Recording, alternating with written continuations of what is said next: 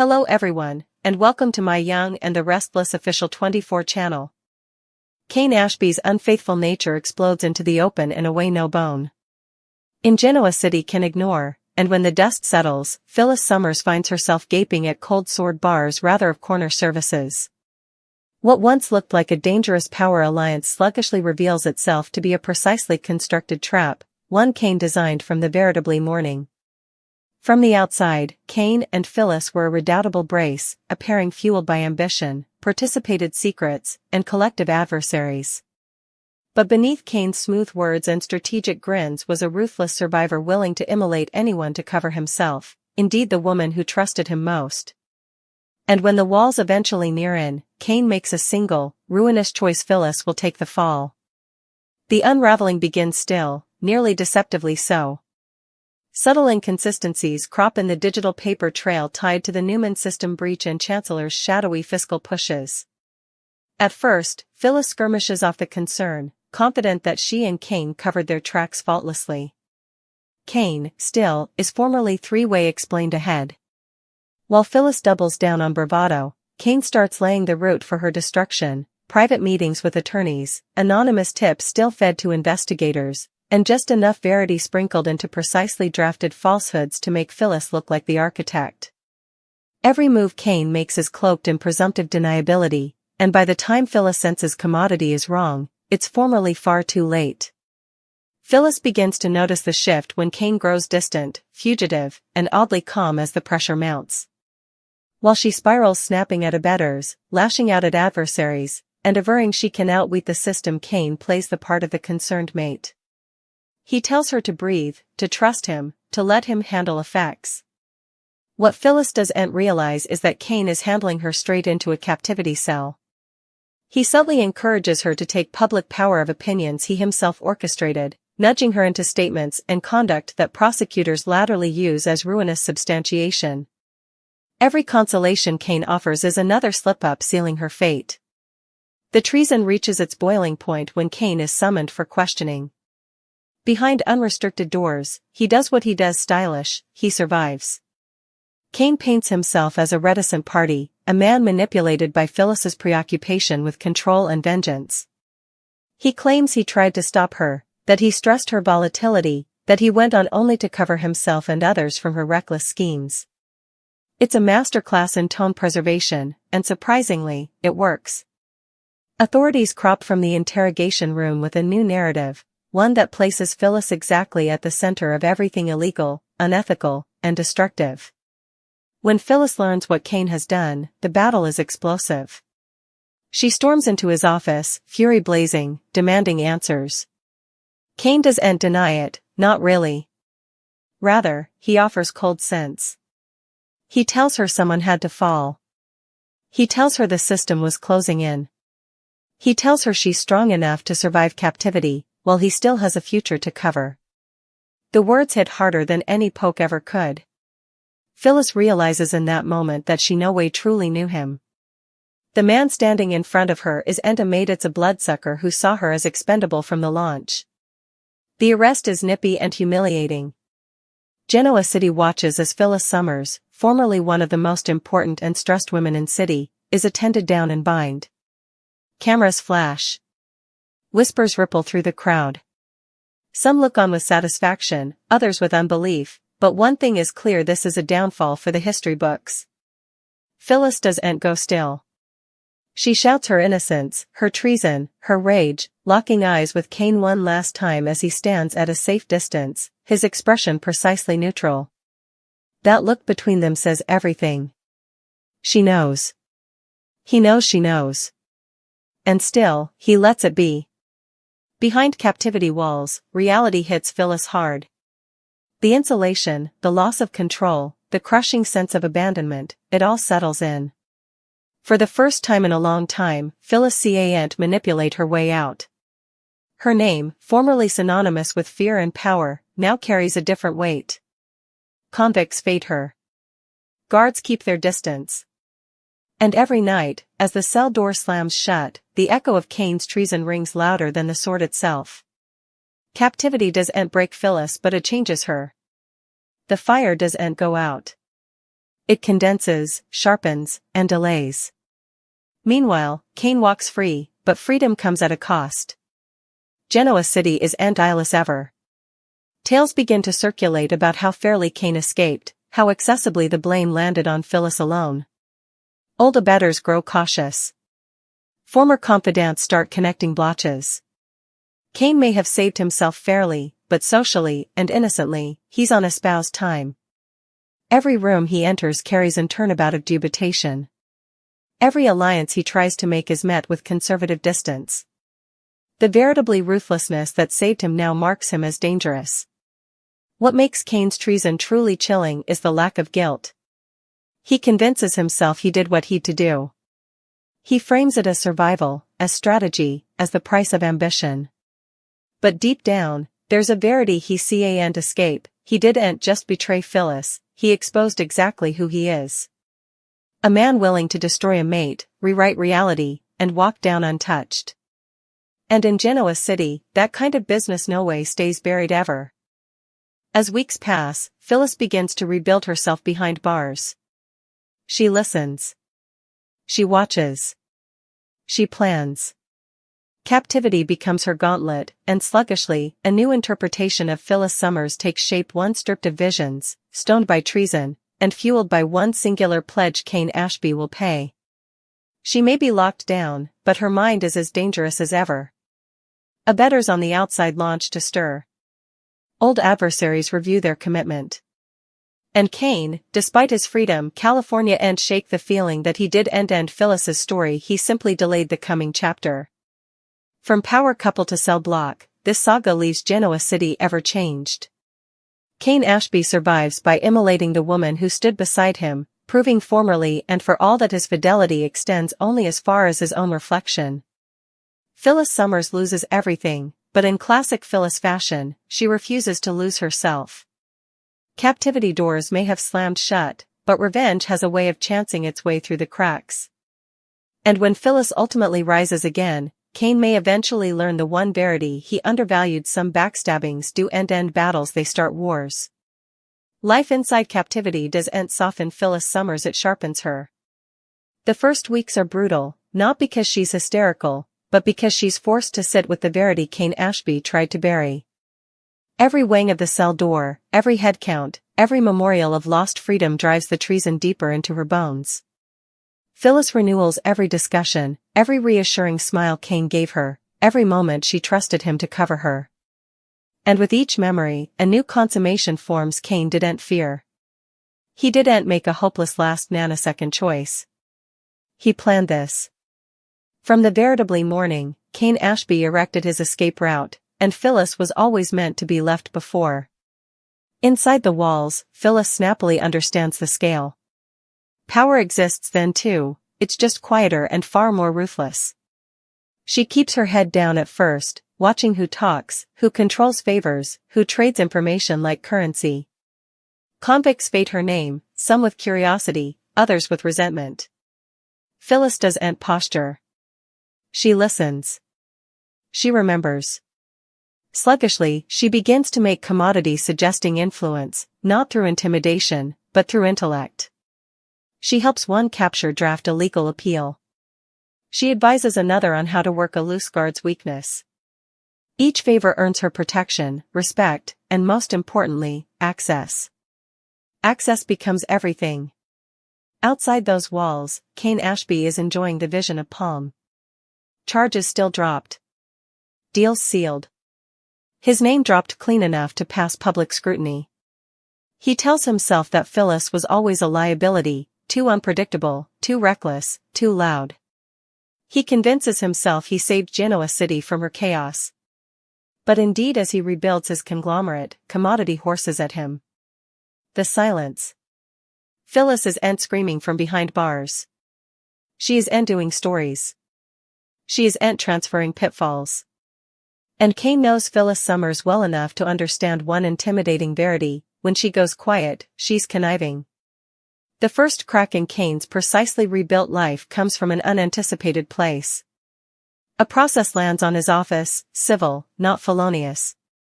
At first, he laughs it off. Also, he reads the details. The suit isn't about the Newman breach directly. It's about fiscal misrepresentation, cooperation fraud, and compulsion. It's surgical. Precise. Written by someone who knows exactly where Kane buried the bodies. Kane incontinently knows who's behind it. And yet how? Phyllis is in captivity. Or at least, she's supposed to be helpless there. What Kane doesn't realize is that Phyllis has been erecting a network beyond the bars. A former cellmate with a tech-smart son. A guard with gambling debts. An old rival on the outside who no way truly stopped abhorring Kane. Phyllis doesn't need to be free to move pieces. She just needs influence. And she has plenitude. Every secret she ever collected, every crime she ever witnessed, every rumored concession someone formerly trusted her with, it all becomes security. Captivity becomes her command center, and Kane becomes her primary target. As Kane scrambles to contain the damage, dubitation in Genoa City grows. People begin asking questions again. Why was Phyllis the only one charged? Why did Kane walk down untouched? Why does every new disclosure feel to circle back to him? Indeed, longtime abettors start to distance themselves. Meetings end briskly. Calls go unanswered. Kane feels the walls tensing, not sword like Phyllis's, but glass and character and fear. The kind of captivity reserved for men who survive dishonors but no way escape them. Meanwhile, Phyllis changes in ways no bone expects. Captivity strips down her freakishness. It forces tolerance. She reads legal textbooks rather of fashion magazines. She exercises discipline rather of rage. She learns to stay. And in that waiting, she becomes more dangerous than she ever was free. When a new capture arrives with connections to commercial spying, Phyllis sees occasion. When another mentions a once deal with Kane that no way felt right, Phyllis listens harder. Every thread leads back to him. And sluggishly, she begins weaving the mesh. The day Kane visits her, against his better judgment, is the day everything shifts. He expects rage. Pitfalls. Gashes. What he gets is calm. Phyllis sits across from him, composed, nearly amused. She thanks him for coming. Respects his suit. Asks about his business gambles with unsettling particularity. Kane leaves shaken, not because of what she said, but because of what she didn't. Phyllis doesn't charge him. She doesn't supplicate. She simply smiles and says, "Enjoy your freedom while it lasts." That judgment haunts him. Not long after, a whistleblower comes forward, anonymous, but devastatingly believable. Documents face showing Kane manipulated Phyllis into taking public responsibility while intimately orchestrating the crimes. Emails. Voice recordings. Draft statements Kane wrote and pushed Phyllis to use. The narrative flips. Sluggishly at first, also all at formerly. Captions change. Observers question the original verdict. Legal experts brood about unlawful conviction. And suddenly, Phyllis Summers isn't the villain presently, she's the woman who was set up. Inside captivity, Phyllis receives the news with quiet satisfaction. She doesn't celebrate. She refines. Because exculpation isn't her wind-up, control is. She files an appeal. Her legal platoon moves presto, fueled by substantiation Kane no way imagined would see daylight. Guards treat her else now. Convicts look at her with admiration. The woman who orchestrated her vengeance from a cell becomes a legend. Kane, meanwhile, unravels. His conglomerate begins to fracture. Mates flee. Examinations renew. He tells himself he can still outthink this. He always has.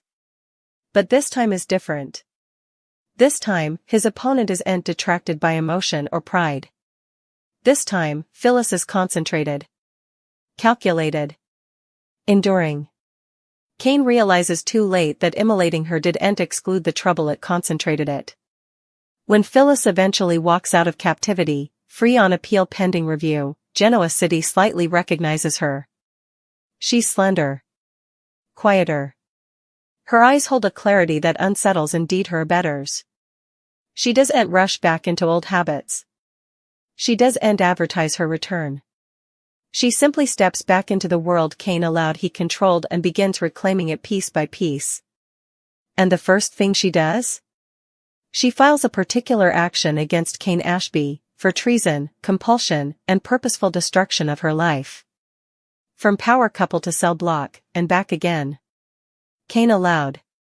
He won by throwing Phyllis into captivity. What he actually did was give her time. Time to evolve. Time to edge. Time to come impregnable. And as Genoa City braces for the coming fallout, one verity becomes necessary: Kane Ashby didn't destroy Phyllis Summers. He created the most dangerous interpretation of her yet. And this time she's not playing to survive. She's playing to end him. Phyllis Summers' return to Genoa City doesn't come with a press conference or a dramatic battle. There are no palm speeches, no tearful reunions. Rather, she moves like a shadow slipping back into familiar home, observing how everything has shifted in her absence and how important of it still bears Kane Ashby's fingerprints.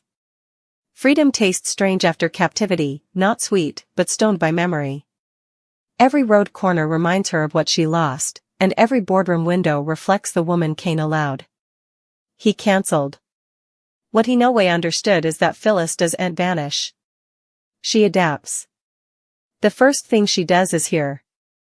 She listens to the whispers running behind her name, the revised narratives, the conservative sympathy replacing old despisement. People don't know how to treat her now, condemned felonious turned possible victim of one of Genoa City's most calculated backstabbings. Phyllis lets them wonder.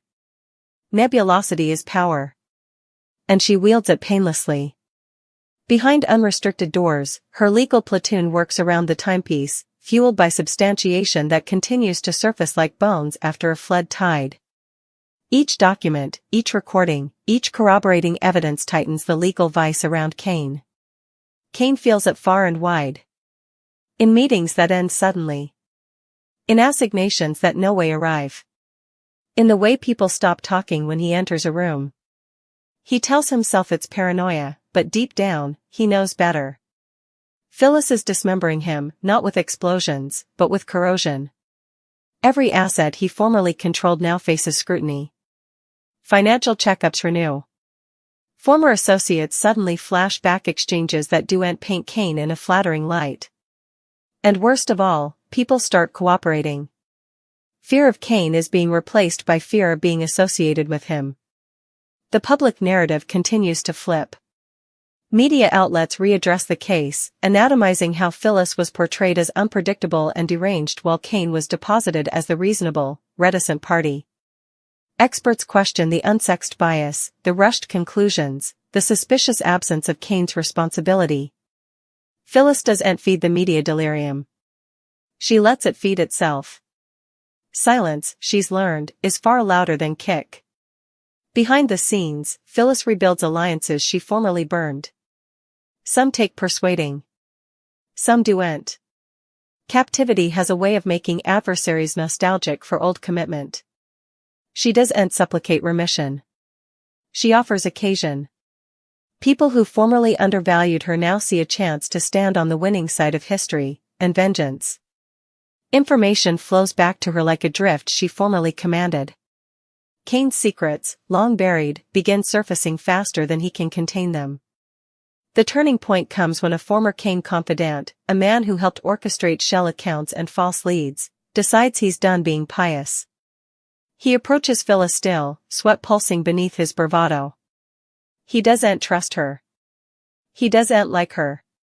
But he's more hysterical of Kane than he's of her. Phyllis listens, expression undecipherable, as he hands over the final missing piece, evidence that Kane designedly framed her as a contingency plan months before the disquisition indeed began. It's premeditated. Calculated. Irrefragable. With that substantiation, the board flips. Kane's arrest doesn't be incontinently. That would be too easy. Too merciful. Rather, the law tightens sluggishly, intimately, humiliatingly. Prosecutors renew the case. Clearances are issued. His accounts are firmed. Kane tries to fight it, scrabbling for the same kind of legal cautions that formerly saved him. But the difference is ruinous this time, there's no bone left to immolate. Phyllis took that option off the table. The day Kane is eventually taken into guardianship, Genoa City watches in stupefied silence. The optics are brutal. The man who formerly walked free while Phyllis was dragged down and bound now stands on the other side of the glass. He searches the crowd artificially, and when his eyes land on Phyllis, standing calm, composed, victorious, commodity inside him fractures. There's no triumph in her aspect. Only ineluctability. Their courtroom showdown becomes the stuff of legend. Phyllis testifies with perfection, not emotion. She recounts Kane's manipulation, his stimulant, his advised retreat. She explains how he deposited her as both guard and goat, how he exploited her character to make the story credible. The jury listens, rapt. This isn't a woman contending for sympathy. This is a strategist laying out a chessboard, Kane allowed. Only he could see. When Kane takes the stage, he crumbles. Not loudly. Not dramatically. But in subtle contradictions, avoidance, and cracks in the persona he formerly perfected. Every attempt to shift blame defeats under the weight of proved evidence. Every appeal to reason sounds concave. The mask eventually slips, and Genoa City sees him for what he is: not a survivor, but a sissy who burned everything to save himself. The verdict is nippy. Kane Ashby is set up shamefaced. As he's led down, the harmony is insolvable to ignore. Captivity doors slam shut behind him, echoing the same sound Phyllis formerly heard night after night. The difference is that Kane doesn't have her adaptability. He doesn't have her tolerance. And worst of all, he doesn't have her abettors. He enters captivity not as a stressed legend, but as a pronounced man. The whispers that formerly defended him now follow him like a curse. Phyllis, meanwhile, stands outside the courthouse, breathing in freedom that eventually feels earned. She doesn't smile for cameras.